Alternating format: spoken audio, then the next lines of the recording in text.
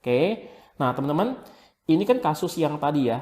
Jadi yang barusan tadi saya bicarakan, di sini gaya diberikan konstan, maka kalau saya gambar di grafik, ini gaya misalkan 2 Newton, berarti ini 2 Newton, 2 Newton, 2 Newton, 2 Newton selama 1 detik, 2 detik, 3 detik, 4 detik, 5 detik misal gitu ya. Jadi F kali delta T ini adalah luas. Luas grafik kurva antara besaran gaya dengan besaran waktu yang di mana gaya tersebut bekerja, itu namanya adalah impuls. Nah, sekarang bagaimana bila kasusnya begini? Interaksinya singkat, jadi delta T-nya kecil sekali. Jadi ini kasusnya kayak benda bertabrakan, tumbukan ya. Atau gayanya tidak konstan. Nah, kita coba lihat grafiknya. Teman-teman, kalau misalkan benda ada tabrakan, itu grafiknya kurang lebih seperti ini. Ya, misalkan ada mobil menabrak bola misalnya. Mobil menabrak bola. Nah, ketika mobil menabrak bola, maka di situ ada gaya yang bekerja pada bola tiba-tiba meningkat dengan drastis gitu ya. Lalu kemudian bola itu akan lepas daripada mobil mental gitu ya. Akhirnya setelah dia mental, gayanya akan turun. Dan ini gayanya hanya bekerja itu sekian detik sangat kecil. Sangat cepat sekali. Mungkin 0,01 detik, bahkan mungkin 0,0001 detik. Karena gaya yang bekerja itu hanya muncul selama mereka bersentuhan. Jadi ketika mobil bersentuhan dengan bola, di situ ada gaya. Tapi ketika bolanya sudah mental, di situ gayanya sudah tidak lagi bekerja. Jadi kurang lebih gayanya bentuknya kayak begini ya. Jadi sebelum mobil menabrak masih nol, ketika mobil mulai menyentuh gaya naik, sampai mobilnya itu ini ya mulai menekan bolanya, makin naik, maksimum di sini, lalu bolanya mental, lepas dari mobilnya, maka gayanya di situ turun. Nah, tetap di sini luasnya adalah impuls.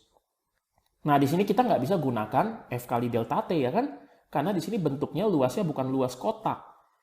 Kasus yang kedua, kalau misalkan delta T-nya cukup besar tapi gayanya berubah-ubah. Jadi besar gaya variasi, tidak konstan. Nah, untuk menghitung impulsnya, kalau dalam dua kondisi ini sulit. Maka akan sangat mudah kalau kita menggunakan luas. Itu sebabnya kalau kita pakai hukum Newton ya, F sama M kali A, itu susah karena gayanya kayak begini nih. Tapi kalau saya mengubah gaya itu menjadi impuls di dalam persamaan konsep impuls dan momentum, F kali delta T itu kita tinggal hitung luasnya. Dan ngomong-ngomong luas yang bentuknya sulit kayak begini, ini kita bisa hitung. Ya, luas di bawah kurva, maka kita bisa menggunakan integral. Jadi tetap bisa kita hitung nih impulsnya. Jadi sekali lagi, mengapa kita ubah bentuk hukum Newton ke dalam bentuk impuls?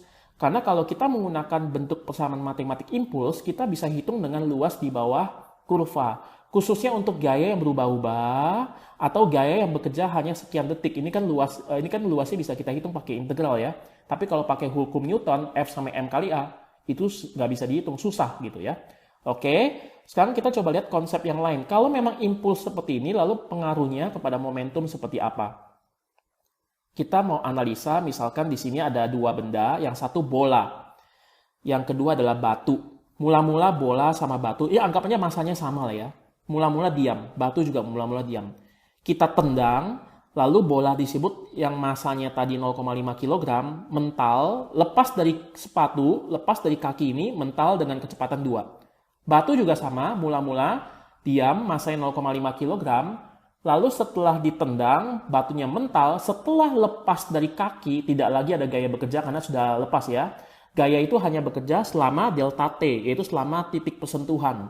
Jadi ketika bersentuhan, gaya terus bekerja. Tapi ketika sudah lepas, tidak ada gaya lagi, maka kecepatannya menjadi konstan, menjadi 2 meter per detik. Ya.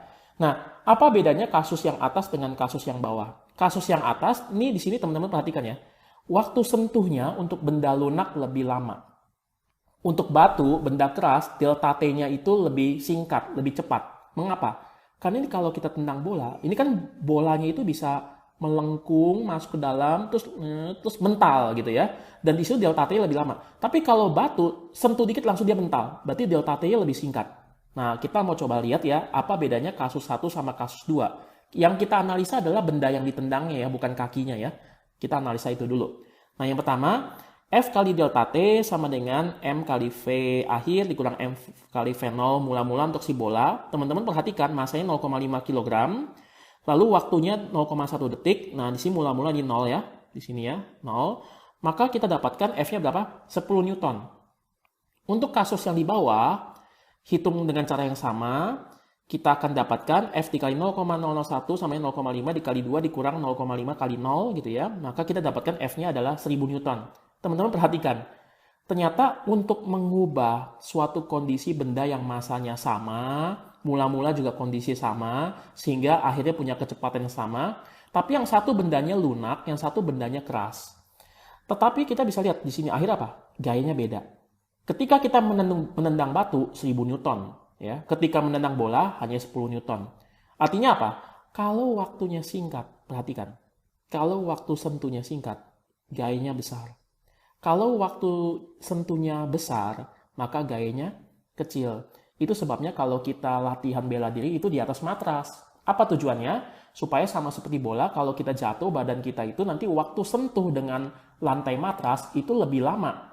Akibatnya gaya kecil. Coba kalau kita dibanting di atas lantai kasar, udah langsung ya delta T-nya itu sangat kecil sekali, F-nya bisa besar, tulang kita bisa patah. Dalam bertinju juga sama, menggunakan sarung tinju, itu tujuannya supaya delta T-nya besar. Kalau delta T-nya besar, ketika kita memukul wajah musuh atau lawan, delta T-nya besar, F-nya kecil, jadi tidak luka parah. Oke, sekarang kita lanjut kepada hukum konservasi momentum.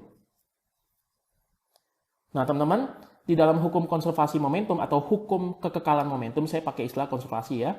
Di situ ada syaratnya bahwa tidak ada gaya luar yang bekerja. Jadi hanya ada gaya interaksi.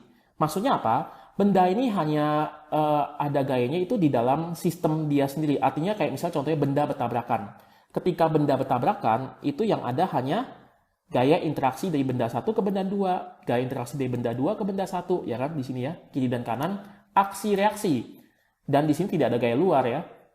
Tidak ada gaya gesek, atau misalkan waktu tabrakan kita tendang lagi, nggak begitu. Hanya betul-betul hanya gaya internal. Maka di sini nanti pasti berlaku hukum konservasi momentum. Oke, sekarang kita coba lihat ya. Ini ada benda M1 meluncur ke kanan V1, benda M2 meluncur ke kiri V2. Waktu bertabrakan, ini ada gaya yang bekerja selama sekian detik. Ini luas ya tadi ya, luas di bawah kurva impulsnya. Benda 2 juga mendapat impuls yang sama karena waktu sentuhnya sama dong. Kalau benda 1 menyentuh benda 2 2 detik, benda 2 juga menyentuh benda 1 juga 2 detik kan. Terus gayanya juga sama, makanya impulsnya sama. Hanya bedanya apa? Berlawanan. Ya, benda 1 mendapat impuls ke kiri, benda 2 mendapat impuls ke kanan. Setelah tabrakan lalu memisahkan diri gitu ya. Di sini benda 1 menjadi V1 aksen kecepatannya, benda 2 menjadi V2 aksen kecepatannya. Jadi ini sebelum tabrakan, ini adalah kasus sesudah tabrakan atau tumbukan. Nah, kita mau analisa. Nah, teman-teman, untuk yang pertama dulu ya, nih, benda 1, dia mengalami impuls kan min F integral F dt. Kenapa saya pakai integral? Karena gaya kan belum tentu konstan kan, gaya berubah-ubah. Terus waktu sentuhnya juga kecil, makanya saya pakai luas. Ya, tadi kembali kepada grafik tadi. Nah, impuls sama dengan M1 kali V1 aksen. Ingat, ini akhir, ini awal. Ini benda 1 ya, kita analisa benda 1. Jadi M1 kali V1 kurang M1 kali V awalnya V1. Benda 2 juga sama, mula-mula V2, akhirnya V2 aksen. Maka bentuk persamaan matematik begini. Impuls sama dengan perubahan momentum. Momentum akhir dikurang momentum awal. Nah, teman-teman di sini ada yang sama ya. Maka kita bisa substitusikan. Oke. Jadi ini supaya minus yang nggak ada, saya kalikan minus 1, ini kalikan minus 1 semuanya nih. Sebelah kiri kalikan minus 1, sebelah kanan kalikan minus 1. Menjadi apa? Integral F dt, saya tuliskan di sini. Minus dikali ini semua ya. Sama dengan, nah integral F dt adalah ini. Ya, sama dengan sebelah kanan ini. Jadi ini sama. Maka minus saya kalikan masuk, minus kali ini jadi minus, minus kali di sini jadi plus ya. Nah, teman-teman di sini perhatikan, di sini ada V1 ya. Lalu di sini ada V2 ya. Saya mau kumpulkan yang benda 1 dan benda 2 sebelum tabrakan, saya pindahkan ke kiri. Tapi yang sesudah tabrakan yang ada aksen-aksennya nih, V1 aksen, saya pindahkan ke sebelah kanan. Menjadi seperti ini.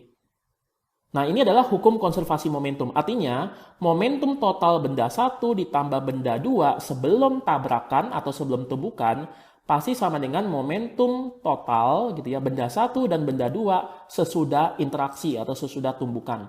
Jadi bisa kita tuliskan sigma momentum sebelum tabrakan ya sama dengan sigma momentum sistem sesudah tabrakan itu sama. Asalkan syaratnya apa?